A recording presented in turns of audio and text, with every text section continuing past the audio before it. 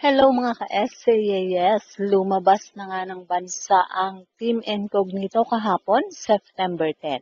At papunta nga sila ng Italy para doon kuhanan ang mga eksena sa serye ng Incognito. At kahapon, maraming fans ang nag-abang kay Daniel Padilla sa airport. Ang ilan ay lumiban pa sa trabaho para magbigay ng suporta kay Daniel. Iba talaga magmahal ang mga fans at tuwang-tuwa nga sila nang makita na lumalabas na sa sasakyan si Daniel na nakasuot ng black jacket at syempre di mawawala ang shades.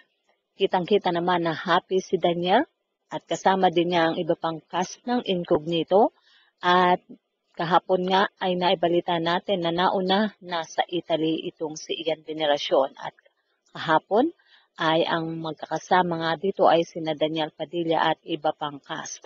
Kitang-kita naman sa look nitong si Daniel Padilla na siya ay talagang nakapagpahinga na after ng lock-in shooting sa Palawan.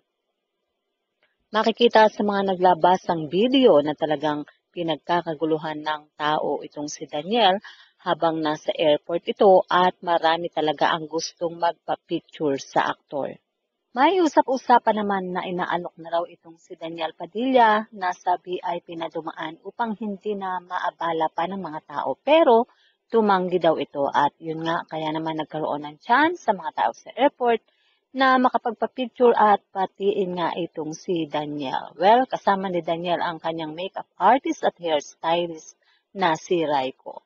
So mga ka-essay, yes, yan nga po ang ating balitaan at kung inyong naibigan, well, put your comment down below at syempre, huwag kakalimutang mag-like, share, and subscribe.